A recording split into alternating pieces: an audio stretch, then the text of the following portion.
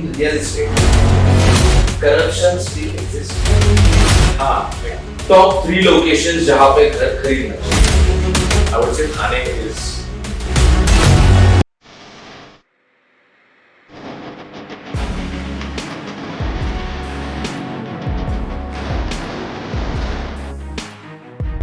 VIP talks के पहले episode में आपका स्वागत है. आज ऐसे वीआईपी से मिलाने जा रहा हूँ जिन्होंने ठाणे का नक्शा बदल दिया है और उनका विजन है no more compromise on size घर बनाना. मतलब साइज पे कुछ कॉम्प्रोमाइज नहीं. मिलते हैं ऋतु ग्रुप के एमडी से, ऋषि पटेल से.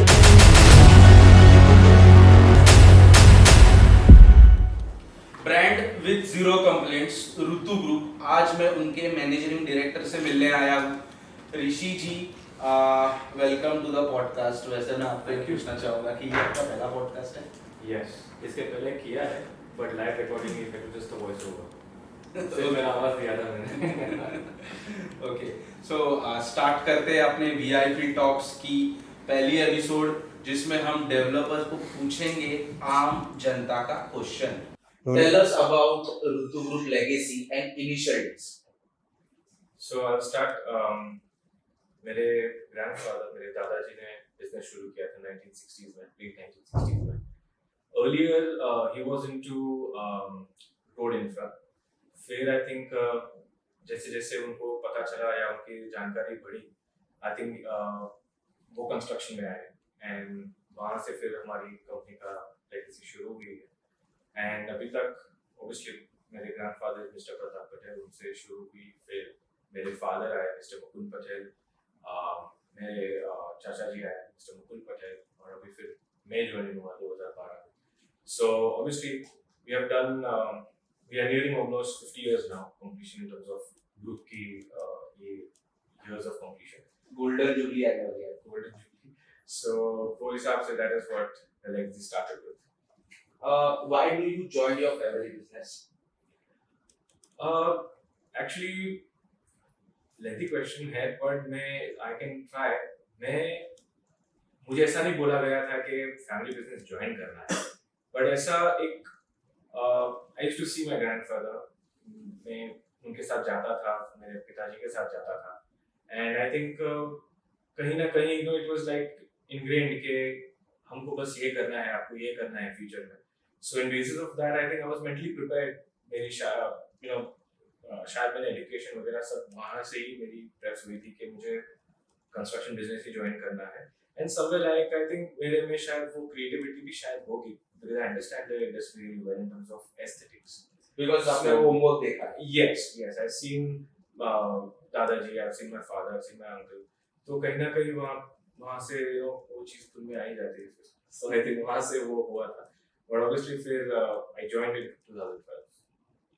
बिजनेस स्कूल में था. Your views on next generation builders and developers? Views काफी ड्रास्टिक है, क्योंकि जो मेरे एज के हैं या जो मेरे से अभी यंग एज इंडस्ट्री ज्वाइन करना चाहते हैं, it's an interesting industry as long as आपको वो पल्स समझ में आता है आपको क्या करना है. Because construction is not only building banana, it caters to a lot of other small departments in that. आपको आर्किटेक्चर आ जाता है, डिजाइनिंग आ जाती है, कॉन्ट्रैक्टर्स आ जाते हैं. सो डिपेंड्स आपके अंदर से आपको क्या आवाज आती है कि क्या करना है. स्पेशली द यंग वंस जो भी पढ़ रहे हैं या पढ़ना चाहते हैं इंडस्ट्री में, उनके लिए वो होगा कि it's very interesting and very challenging industry. अगर आप क्रैक कर सको तो बहुत मजा आएगा, और अगर आप क्रैक नहीं कर पाओगे तो फिर उतना ही पछतावा होगा. But it's a interesting industry. जो मेरे से जो सीनियर हैं, जो मेरे से आगे, आई मीन उनका हम काम देख रहे हैं, we are learning from them. Okay, काफी चीजें हम देख रहे हैं उनको इनोवेशन करते हुए, and it's very interesting thing जो आ रही है आजकल मार्केट में. So my suggestion to you would be के मतलब टू द यंग वंस कि आप don't ignore the industry. It's a very interesting industry अगर आप कनेक्ट करना चाहो फ्रॉम द कंस्ट्रक्शन. बट बहुत कॉम्प्लिकेटेड इंडस्ट्री होती है. कॉम्प्लिकेटेड इंडस्ट्री इसलिए है क्योंकि इतने ही सारे डिपार्टमेंट्स हैं. एक चीज ऐसी नहीं है कि बस सीमेंट ले लिया, पत्थर दे दिया और मकान बन गया. There is a lot of aesthetics goes into, there is a lot of detail. एक आप भर दे रहे हो किसी को, तो lot of emotion goes behind that while you're giving a home. So I think वो aesthetic समझना जरूरी है. With having a very good team of architects, interior designing, your contractors, vendors, your आजकल बहुत सारे छोटे-छोटे चीजें आ गई just to make one house such a beautiful place to live in. तो वो सब चीजें कंसीडर करना जरूरी है. Very interesting industry. अगर आप मुझे पूछो, अगर किसी यंग को अगर मुझे बताना है जो चाहता है कि मैं इंडस्ट्री ज्वाइन करूं, मेल फीमेल, दिस इज, पहले ऐसा था कि सिर्फ मेल्स आते थे, अभी इट इज इक्वल. अब womens can also become developers. I mean it's absolutely fine. इतनी सारे ऑप्शन है. लड़कियां लड़कों से कम नहीं. Tell me something about your latest development, Rutu Samruddhi. Okay. So Ritu Samruddhi came to us. It's a free land very much. वो sort of redevelopment project. Okay. वो I think हमारे पास आया था करीबन last year. We were looking something आसपास में city venture करना चाहते थे. So basically हम एक चीज हमारे जो आजकल construction चल रहा है, हम जो कर रहे हैं उसमें हम थोड़ा चेंज लाना चाहते थे. We wanted to get into city limits. Okay. We wanted to experience के single building, exclusive, क्या आजकल beauty towers और limited flats, less families. तो वो concept में हम घुसना चाहते थे. हमारे लिए भी experiment है. And we thought के ऐसा करके देखते हैं, considering Thane is a homegrown, father started his career here. और हमने अभी तक सिर्फ टाउनशिप ही किए. वो भी कि मैं भी ज्वाइन हुआ तो मैंने भी टाउनशिप की से ही ज्वाइन किया. So whether मेरे फादर ने जो थाने में अभी तक किए हैं, all were township, Rutu Park, Rutu Enclave, Rutu Towers, they all were like a township kind of a concept. ये पहली बार ऐसा है जहाँ पे हम एक single building थाने में कर रहे हैं. We wanted to start something like that. So which is easy, township or standalone? दोनों के pros and cons हैं. दोनों के depend करता है आप कौन सी location पे geographically located है. पर both are interesting. दोनों के pros and cons अलग है. Obviously, single towers are easy to construct, faster to deliver. But sometimes उसमें भी challenges आती है, city limits में होती है कभी-कभी. So obviously, government have a certain way of protocols होते हैं उनके construction होने के. So obviously, pros and cons होते हैं. हमारे लिए first time है, so it's very hard to say कि अभी looking at how it's going, it seems like a very pleasant experience. Obviously, हमने जो बॉम्बे में किए हैं या बॉम्बे में जो मेरे grandfather ने किए थे सालों से, they were always less of township, more of singular or maybe aiding weaving, two tower kiye, single towers kiye. But we wanted to do something like that in Thane. We wanted to cater to a different kind of a crowd, different kind of a layer in Thane, which we have never done. Okay. तो city limits में बहुत अच्छा एक opportunity आई थी, which is Samruddhi, Viviana के सामने है. And perfect location. Yes. अभी तो शायद काफी लोग थाने को platinum belt कहते हैं, उसको platinum ऐसा कुछ नाम दिया वो belt को. Because it's on the highway, very near to all the connectivity वहाँ बहुत नज़दीक है. Future में Samruddhi आने वाला है, उसके भी काफी नज़दीक हो जाएगा. So that opportunity came us and हमने decide किया कि हम we'll go ahead इसके साथ. So वो एक है. Again we are giving exclusive 2 and 3 bedroom apartments. They are very large size, 2 bedroom, 3 bedroom. So we are catering to a different crowd altogether, a different location, and it's a boutique tower. So उसके मजे अलग ही रहेंगे. वैसे मुझे आप सबको ये कहना है कि the brand who delivers more than 12,000 homes, तो बहुत सारा एक्सपीरियंस है, बहुत सारा नॉलेज है और बहुत सारे इंसाइट्स है. सो नेक्स्ट क्वेश्चन की तरफ हम बढ़ते हैं. Real problem face in real estate value. वैसे काफी सारे प्रॉब्लम्स हैं जो हम फेस करते हैं. मैं अकेला नहीं, but all the developers generally मैं सबके बिहाफ पे कहना चाहूँगा कि it's an industry with problems. It's an industry with बहुत सारे RERA requirements आ गए हैं, so obviously you have to confine to all of them. और problems नहीं बोलूँगा, but it's a process from 0 to 100 जहाँ पे हम government को cater करना होता है, local issues को cater करना होता है, काफी सारी चीजें आती हैं. Some problems are there. I don't want to name any particular agency, parties or anything political because वो ठीक नहीं रहेगा वो हिसाब से. But issues है, and I think वो जितने जल्दी अगर address हो better होगा, not for only me or my projects, but generally for the industry, for all the developers. Okay. Because we are working hard towards giving or making that particular location a better place to live in, a better place to give an experience to the end user. So वो थोड़ी चीजें हैं जो improvise हो सकती है अगर चाहे तो. In real estate, corruption still exists. हाँ. Silence is everything. हाँ, exist होती है. पर it's a very big layer to address corruption. किस तरह कहाँ layer पे होती है, कैसे होती है. But है, it's there, and it needs to go as soon as possible, so that हम लोग अभी recently मैंने अभी ये सुना था कि affordable housing का concept आ रहा है, emerging markets में आ रहा है. I want to say कि अगर ये चीज ज़्यादा होगी percentage में, how is the end user going to benefit out of it?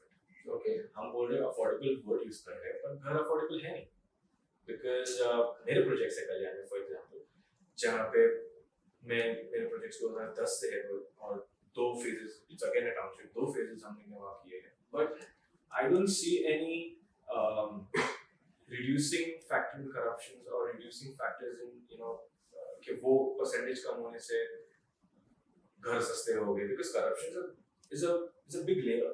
आपके काफी corresponding funds लगते हैं उसको address करने में to just construct to finish a project, वो लड़ता है कहीं ना कहीं. तो मुझे लगता है कि अगर वो reduce होता है then your pricing, your affordable, बहुत सारी चीजें एक streamline हो जाती है. ये मेरा पर्सनल ऐसा कहना है. मैं नहीं बोल रहा हूँ कि शायद किसी और का क्या है इसके उस पे, बट आई थिंक मेरे पर्सनल नजरिए से देखें तो करप्शन अगर कम होता है just for constructing a building, I think a lot of things can be taken care of. Prices कम होंगे अगर corruption कम होगा तो? It should maintain, बढ़ेंगे नहीं. चीजें शायद वैल्यू के हिसाब से cater होगी. अगर आप अच्छी चीजें दे रहे हो, you can charge. कस्टमर समझते वो चीज को कि अगर हम चीजें अगर वो दे रहे हैं एक्स्ट्रा amenities दे रहे हैं. But in today's day, हम अगर कोई कस्टमर घर खरीद रहा है तो डायरेक्टली इनडायरेक्टली वो 40% टैक्स गवर्नमेंट को देता है. Right. ओके, ऊपर से करप्शन अलग है.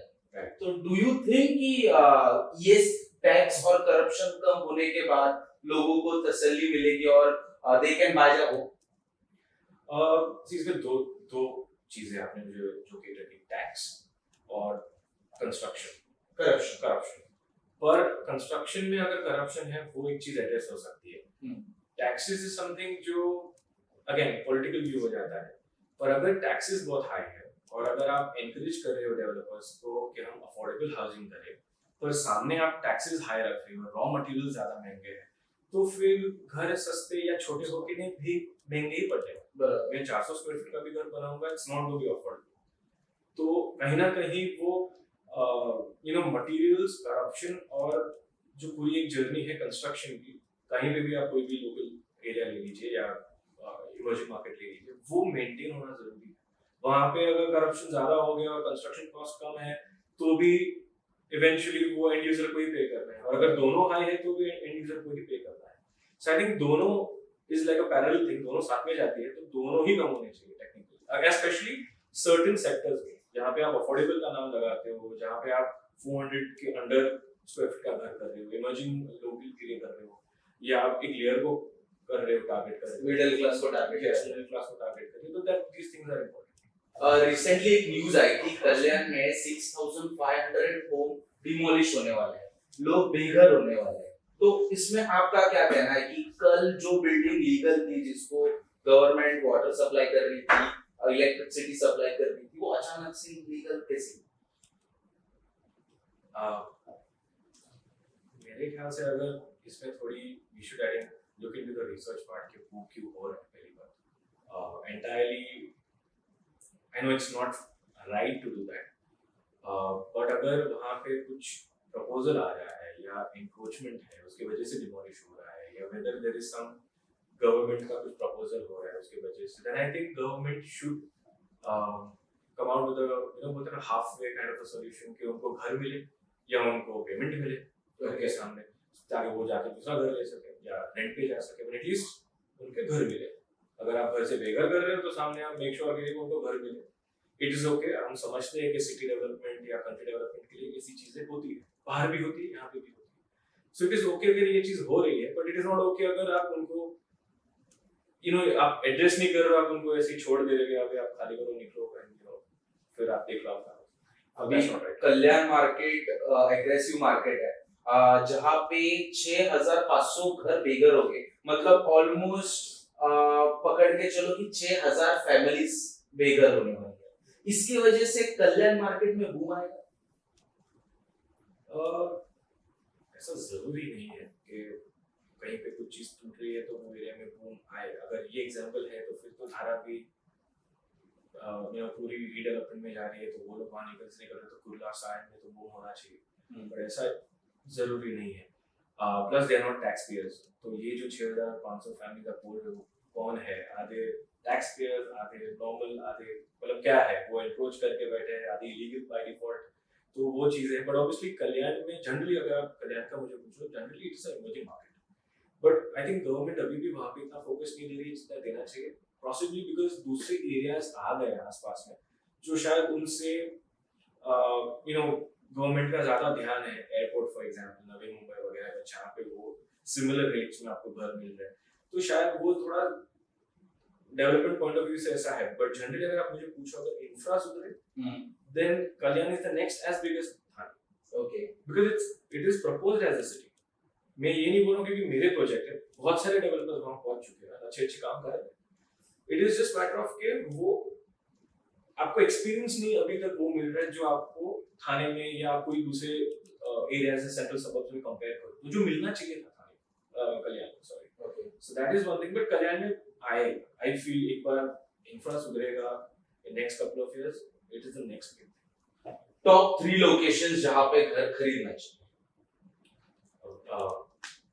I would suggest कि मेरे ही अगर प्रोजेक्ट्स ले लीजिए, थाने में या कल्याण में. But of course, apart from that, थाने में, I would say Thane is an upcoming thing. थाने में कहाँ? Personal choice, because again बहुत सारे प्रोजेक्ट्स. थाने बहुत बड़ा है. We have central suburbs. Okay. And Kalyan next big thing. Okay. Depending अगर आपकी वहाँ पे fulfill होती है requirements, of course. And thirdly, I think Navi Mumbai should be the next big thing, because I think Mumbai 3.0 वहाँ पे recently बात हुई है, propose हुआ है.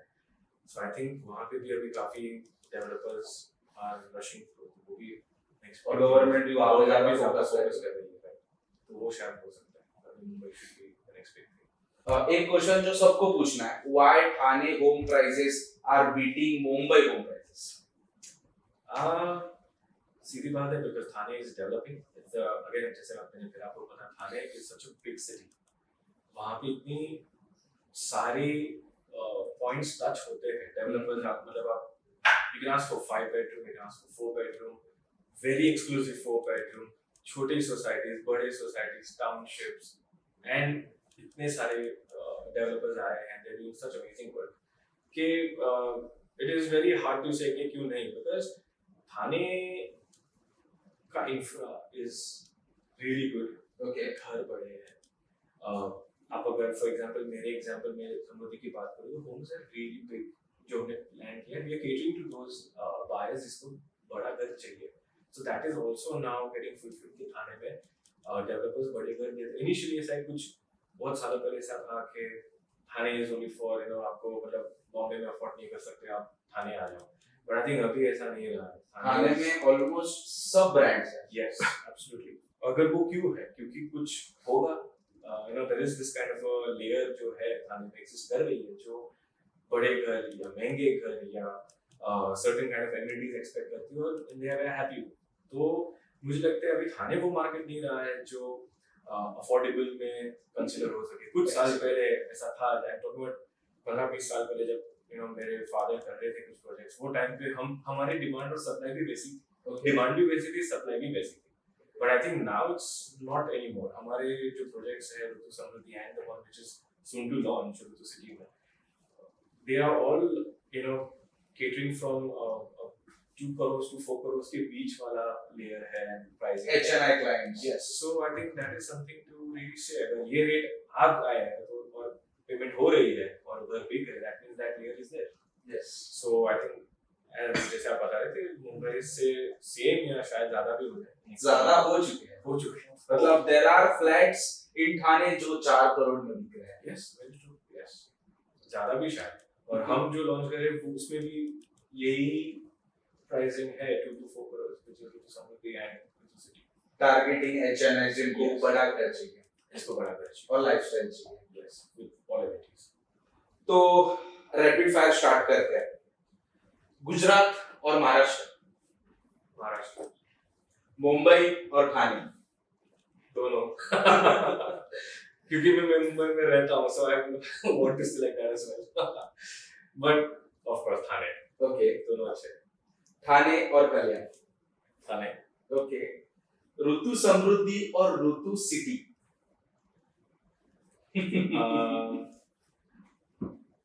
मैं इसको दो पार्ट में डिवाइड कर सकता हूँ अगर आपको बड़े घर with less families Samriddhi okay. और अगर आपको व्यूज और घोड़बंदर तरफ के खाना पसंद है than Ritu City because they have amazing views sales, marketing और planning execution. Planning and execution okay. Residential और कमर्शियल. दोनों ओके. दोनों. दोनों yes. आप इतना बड़ा एम्पायर चलाते हो सो आप personal life and professional life कैसे मैनेज करते हो?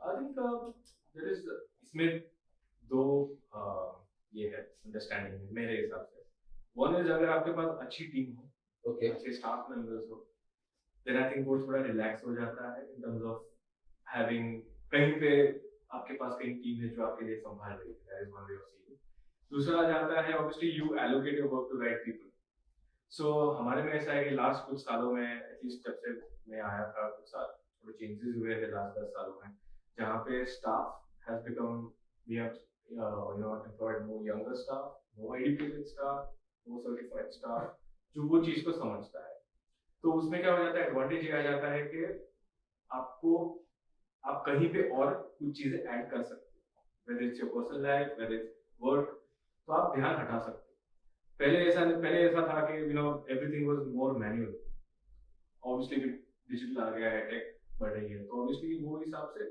I think we have the right team that is what I feel and उसके कारण काफी चीजें ease out हो जाती है रही बात personal life in terms of even with my staff मैं ये उनको बोलता हूँ कि 8 घंटा या आपके जो भी डेडिकेटेड है 6 घंटा उसके बाद आई think you should focus a bit on your personal life with family maybe आपको जो कुछ पसंद है लाइफ में कुछ करना या आपकी hobbies I think you should do that so that next day you look forward to working again in a certain way in certain mindset तो वो चीज मैं भी करता हूँ और मैं मेरे स्टाफ को भी एनकरेज करता हूँ कि वो करें like you work for 8 hours आप सब कुछ बराबर करो वो 8 घंटे and then obviously go back to your family go back to if you are single तो ठीक है आपकी जो भी लाइफ है and then you do take it things right. मैं 20s में हूँ तो जो 20s में है वो करियर स्टार्ट करना चाहते हैं आपकी तरफ से क्या टिप होगी जो 20s में वो ये चीज ना करे और ये चीज करे? Okay. So first thing is please आप educate करो. If you are in that age where you are educating, आप सोच रहे हो कि education करना चाहिए, then please look into the education part very seriously. Second is patience. Okay. Be little, patience रखिए. Do you think Gen Z has patience? नहीं, but I think they should learn that. I think understanding patience is one thing where it takes you far. अगर वो चीज है तो आपका हो जाएगा. That is one I think that is one teaching I would like to give all the young guys जो मेरे से शायद उम्र में छोटे हो या पढ़ रहे हैं कि you should educate, look into education जो भी इंडस्ट्री में आप करना चाहो. You should take experience, take a lot of experience before you get into the serious work. आप जो भी इंडस्ट्री से हो प्लीज आप बाहर काम कीजिए. Take some kind of experience, work with a team so you know how things work. Team building कैसे होती है, डिसीजंस कैसे लिए जाते हैं, रिस्क कैसे लिए जाते हैं. कभी कभी वो अंदर से इंट्यूशन बोलते हैं ना वो भी सीख जाता है. वो भी काम आता है कभी कभी। Okay. I think that is what I would like to contribute. What is your point? What is your opinion about AI in real estate? AI is the next big thing. Okay. सभी industry के लिए is now created to. like अभी तो AI मतलब phone पे आ चुका है, notifications पे आ चुका है.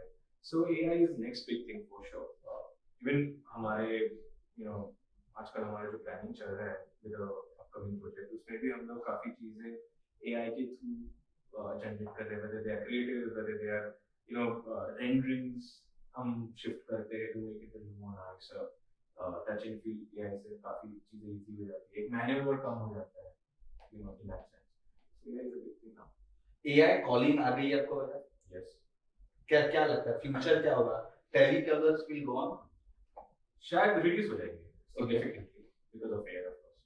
तो वो काफी रिड्यूस हो सकता है. Okay. So that is definitely होगा. Why Indians are investing in Dubai and not in India? Because Dubai is not India and India is not Dubai. So I think Dubai में इसलिए because it's a very fair balance of lifestyle, Okay. culturally, and also I think a value quotient is a lot more, plus zero tax. काफी time से मैं सुन रहा हूँ UAE tax Zero corruption? zero corruption, safety, women safety, kid friendly. जो मांगो वहाँ it's like a A+ category of Mumbai. That's how the whole of Dubai is. इतनी सारी चीजें हैं वहाँ करने के लिए, and value is such a good factor. 1.5 crore 1 crore में आपको अच्छे घर मिलते हैं. Actually, neighbors are similar view, lifestyle is very good. बहुत सारी चीजें. So obviously Dubai is the next में हो चुका है. It's already a big thing for real estate industry. काफी सारे वर्ल्ड के कितने कहाँ से लोग वहाँ पे घर ले रहे हैं, they are staying there. It's a multicultural thing. 60% मतलब पिछला अगर ग्राफ उठा के देखोगे तो 60% होम बायर्स जो दुबई में वो इंडियंस. Yes, because काफी इंडियंस वहाँ चले गए हैं for startups. They are shifting for better education. They are shifting there for better life. They are shifting there for better infra. उनको मतलब बहुत सारी चीजें एक साथ आ रही है उनको, वो जब वहाँ पे मूव होते हैं. Can India can become Dubai? I doubt. मैं नेगेटिव नहीं हो रहा हूँ, Okay. but I doubt कि वो हो सकता है. वहाँ पे हम जा सकते हैं. It's आप you are talking about democratic versus non-democratic. So वो दो चीज अलग हो जाती है. Population versus less population. Size छोटा है, हमारी size बड़ी है. So obviously हम काफी पैरामीटर्स पे अलग हो जाते हैं. So obviously ऐसा नहीं कर सकते. आप सिटी से कंपेयर करते हो, दुबई मुंबई बन सकते हैं, मुंबई दुबई बन सकते हैं. उसमें भी मुझे डाउट कम है कि वो परसेंटेज दुबई जितना नहीं पहुंचेगा. Obviously improve हो रहा है, होगा, but वहाँ पे नहीं पहुंचेगा unless your infra and your other politics is taken care of. That's it. और एक question, India can become like Dubai जैसे कि tax free, zero corruption?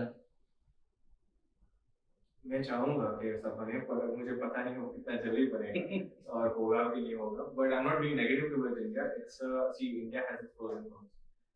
India is next developing country. We are already in the world map. So India की तरफ बहुत सारी आंखें हैं. So ऐसा नहीं है कि हम कहीं पे कुछ नहीं कर पा रहे हैं या हम लोग नेगेटिव हो रहे हैं या हम कुछ अचीव नहीं कर पा रहे हैं. It's just matter of right direction. Okay. We need a right governance to take care of that entirely. And obviously we have to become united. We are Indians rather than when वो थोड़ा चिक में घुस जाते हैं, मेरा वो मेरा ये. Together जहाँ तक आपके पास आधार कार्ड है और पासपोर्ट है इंडियन, आप इंडियन हो, तो वो हिसाब से आप सोच के चलो तो इंडिया तो वही बनेगा. Most important question, your vision for your company. It's a long shot. The vision is to इसमें काफी अलग-अलग तरीके से मैं बताना चाहूँगा. So obviously जब मैं join हुआ, my vision was of course to do township projects and create good homes for the end users. एक lifestyle देना, एक pricing में देना. But I think in last couple of years मैंने देखा है there is a shift in demand and supply. पहले कैसा था कुछ सालों पहले अफोर्डेबल 2014-15 वाला अफोर्डेबल एंड बहुत सारे अफोर्डेबल हुए, बहुत अच्छे प्रोजेक्ट्स हुए भी, कुछ नहीं हुए. But I think affordable, मेरे नजरिए से affordable is one part, but you should also look at the other side of giving homes to जो affordable segment में नहीं आते. That does not mean कि आप सिर्फ एक pricing में या सिर्फ आप एक rich class को target करो. It is to do with the pricing. Okay. So मेरा ऐसा था vision कि I wanted to build homes with lot of nice aesthetics, lot of good quality, good value, big size. मेरे घर usually थोड़े बड़े होते हैं मेरे कॉम्पिटिटर्स से. ये मैं किसी की इंसल्ट नहीं कर रहा हूँ, please note it down, but मैं घर ऐसे डिजाइन ही करता हूँ.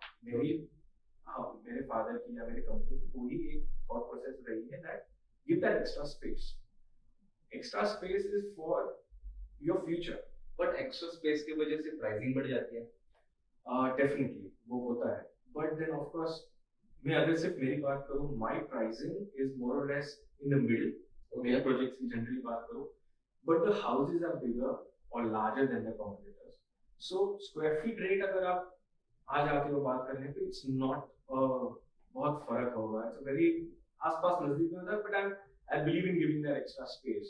My company believes in giving that extra space for space में बहुत कुछ हो सकता है. It's just about futuristically way of thinking कि extra space में हम क्या क्या कर सकते हैं. बड़े घर किसको पसंद नहीं है, वही सेम वैल्यू में या almost similar value.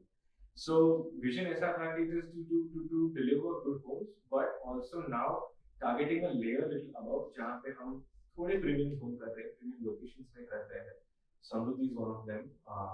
Very premium location. Very premium location, and people are loving it. आसपास में जब से भी हमने वहाँ पे एक्टिविटी शुरू की थी, just about हमने सिर्फ थोड़े कुछ क्रिएटिव्स लगाए थे और हमने उसको से बंद किया था पत्ता मार के, and तब से ही इंक्वायरीज आना शुरू हुए हैं. It's a very good response अभी तक. They are liking what we are offering. Same thing with Rutu City. It's the next big thing coming. हमारा प्रोजेक्ट आ रहा है, नहीं रिकॉर्ड बंद करते हैं. But again, homes are little bigger than the developers working around us. They are also doing a good job. हमने भी उनसे काफी चीजें सीखी है, but we are also kind of implementing that same ethos that we want to stick to giving more space, even if we are charging a little more. Okay. But then we're delivering a better lifestyle, product, quality, etc. It's all taken care of while we are giving, while we are charging you more. But this is all things are taken care of. Zero complaints. Fingers crossed. आपने 2012 में join किया, तब पर square foot rate क्या था और आज हम 2025 में बैठे हैं, आज पर स्क्वायर फुट रेट क्या है?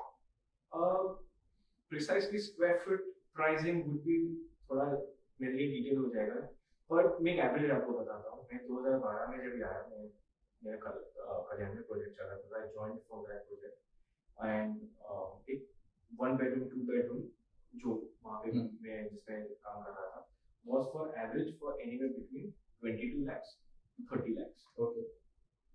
35. Okay. ज़्यादा से 2 bedroom. 2 bed. Okay. मेरी प्राइसिंग है या कल्याण की, मैं जनरलाइज कर रहा हूँ. एक एवरेज रेट था. Now it has become the same is gone up to 1 bedroom has gone to 45, 47 if they are larger carpet, and 2 beds have gone almost up to 90 lakhs. Maybe even more. शायद one मैंने जो research किया 1 करोड़ भी पहुंच चुका है. 3 bed का 2 bed का, but they're larger in carpet size. So this is the bar. अगर आप जम की बात करें, generally एरिया के हिसाब से स्क्वायर फीट एरिया से या जनरली तो हाउसेस आर गॉट बेटर. एंटायर्स सब थाना बोलो, कल्याण बोलो, जहाँ पे मेरे प्रोजेक्ट्स है या जहाँ पे मेरे नहीं भी है, वहाँ पे भी ये चीज इज गोना. मींस आपका कहना यह है कि 2012 में आप कल्याण में 35 lakhs में 2 BHK बेच रहे थे और आज कल्याण में 1 BHK स्टार्ट होता है 35 lakhs से. Yes. तो ये जंप ऑलमोस्ट 10-11 साल में हुआ. Yes. और लोग कहते हैं कि प्रॉपर्टी के प्राइस बढ़ते नहीं.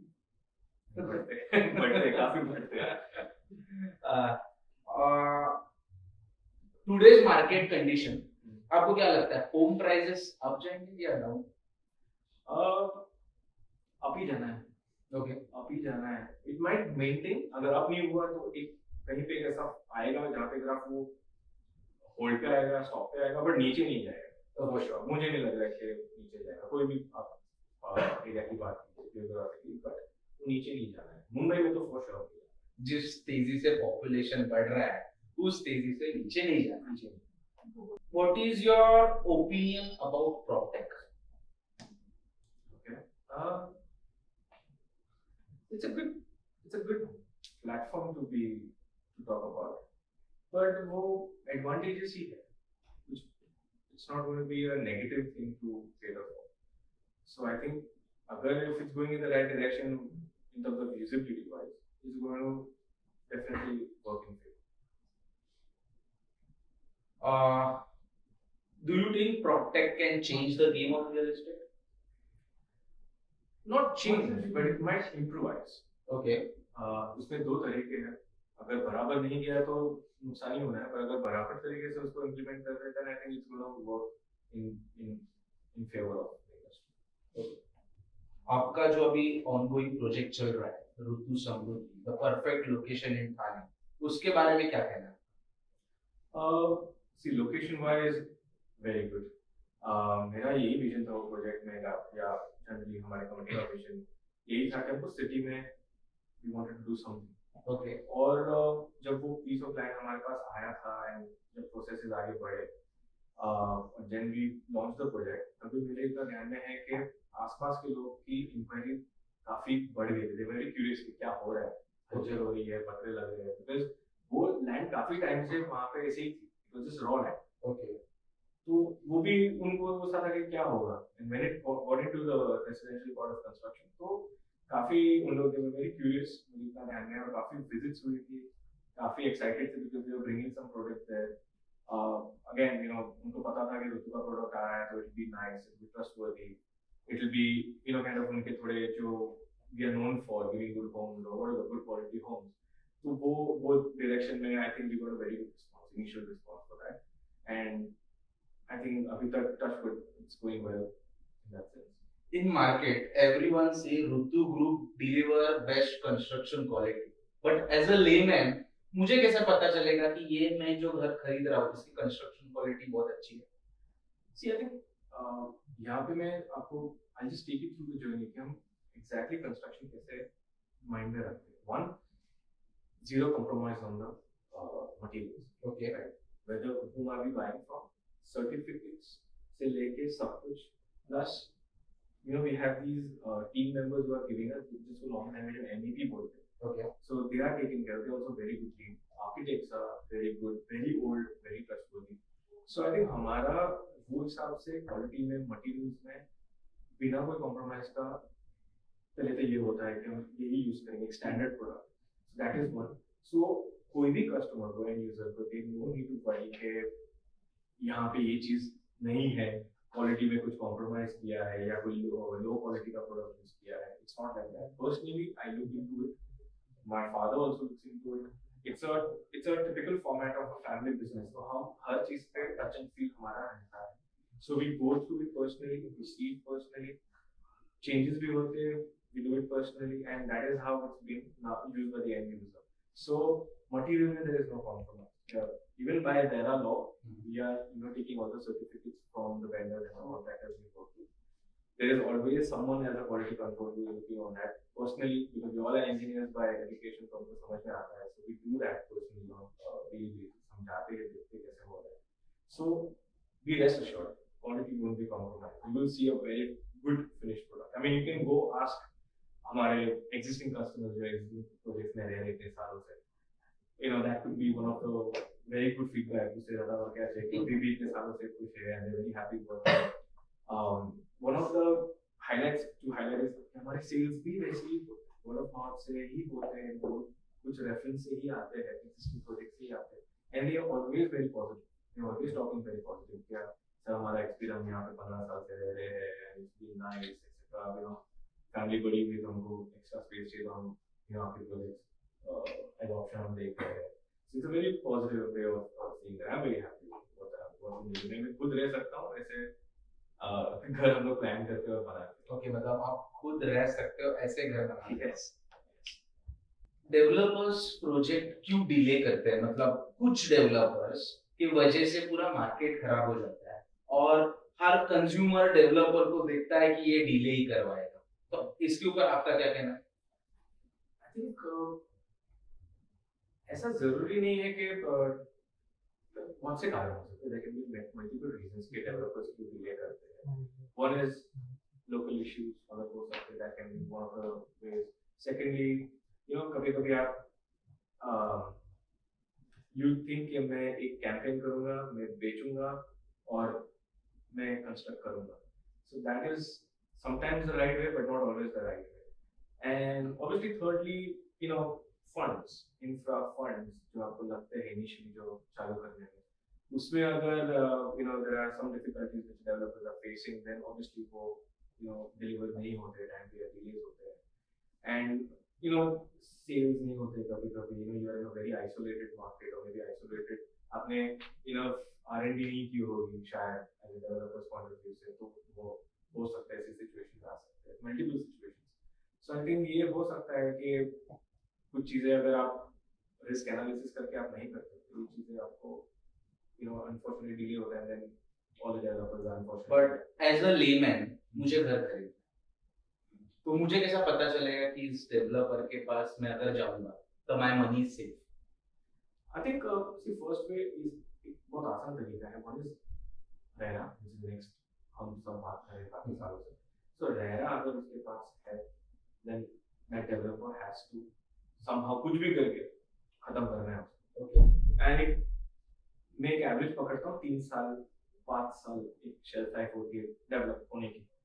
सो आई वुड से कि एक पहले तो आप नॉर्मल रिसर्च कीजिए जो डेवलपर के पास आप गए हो, what projects they have done, whether they have delivered on time, delays हुए तो क्यों हुए, were they genuine reasons for delays. अगर हर डेवलपर नहीं चाहता है कि उसका प्रोडक्ट बदनाम हो इन सेल्स अफेक्ट.